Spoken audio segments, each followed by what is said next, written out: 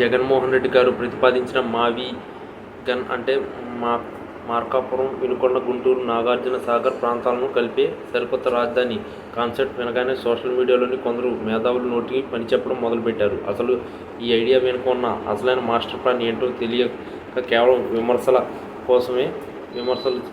చేస్తున్న వారికి త్వరలోనే దవడ పగిలే నిజం తెలియబోతుంది. అభివృద్ధి అంటే కేవలం ఒకే చోటు 100 ఆస్తులు మేడలు కట్టడం కాదు, 5 కోట్ల మంది ప్రజలకి ప్రయోజనం చేకూరేలా వనరులను విస్తరించడం అనే ప్రాథమిక సూత్రాన్ని విస్మరించి ఇష్టం వచ్చినట్లు ట్రోల్స్ చేస్తున్న వారికి ఈ బ్రేకింగ్ న్యూస్ గట్టి హెచ్చరిక లాంటిది. ఈ కొత్త రాజధాని ప్రతిపాదన వెనుక ఉన్న వ్యూహం కేవలం పరిపాలన వికేంద్రీకరణ మాత్రమే కాదు, ఏపీ రూపురేఖలను మార్చేసే ఒక భారీ ఇండస్ట్రియల్ క్యారిడర్ అని తెలుస్తుంది. మార్కాపురంలోని భూమి లభ్యత, వినుకొండలోని ఖనిజ సంపద, గుంటూరులోని వాణిజ్య పటిమ మరియు సాగర్లోని నీటి వనరులు అనుసంధానిస్తూ జగన్ గారు వేస్తున్న అడుగులు చూస్తుంటే విమర్శలకు గుండెల్లో రైళ్లు పరిగెత్తడం ఖాయం. రాజధాని అంటే కేవలం గ్రాఫిక్స్ కాదని, అది సామాన్యుడి సొంత కళని గట్టిగా నమ్మే నాయకుడు కాబట్టి ఇలాంటి సాహసోపేతమైన నిర్ణయాలు తీసుకోగలిగారని విశ్లేషకులు భావిస్తున్నారు. ట్రోలర్స్కి ఇక్కడ ఒక విషయం స్పష్టం చేయాలి. గతంలో 3 రాజధానుల విషయంలో జరిగిన జాప్యాన్ని దృష్టిలో ఉంచుకుని ఈసారి ఎటువంటి న్యాయపరమైన చిక్కులు లేకుండా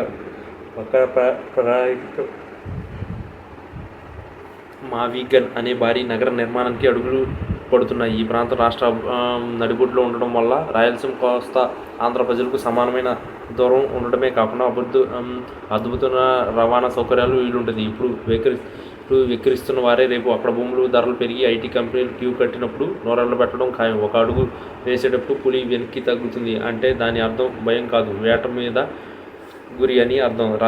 జగన్ గారి మౌనం కూడా అట్లాంటిది. ఆయన ప్రతి పథకం వెనుక ఒక లెక్క ఉంటుంది. ఆ లెక్క తెలిసినప్పుడు విమర్శించే వాడికి సమాధానం చెప్పే అవసరం కూడా ఉండదు.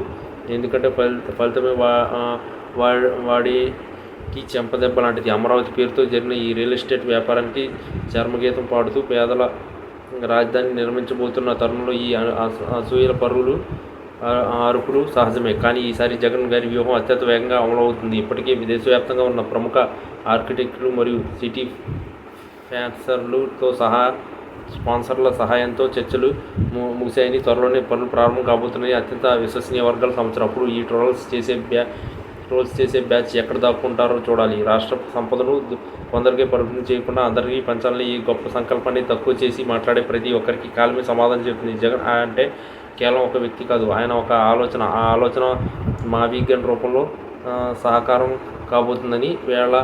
కాబోతున్న వేళ విమర్శలకు నోళ్లు మూసుకోవడం ఉత్తమం. లేదంటే అద్భుతమైన అభివృద్ధి చూసి వారే సిగ్గుపడాల్సి వస్తుంది. రేపు పొద్దున్న ఈ ప్రాంతంలో వెలిగే వెలుగులు ఆంధ్రప్రదేశ్ ఖ్యాతిని ప్రపంచ పటంలో నిలబెడతాయి అనడంలో ఎట్లాంటి సందేహం లేదు. అప్పుడు జగన్ను తప్పుపట్టిన వారే ఆయనను దార్శనికుడు అని పొగడటం మనం చూస్తాం. విమర్శలు చేసే ముందు వాస్తవాలు తెలుసుకోవాలని, లేదంటే ప్రజలే వారికి తగిన బుద్ధి చెప్తారని ఈ తాజా పరిణామాలు హెచ్చరిస్తున్నాయి. జగన్ గారి మార్క్ రాజధాని కోసం సిద్ధంగా ఉండండి.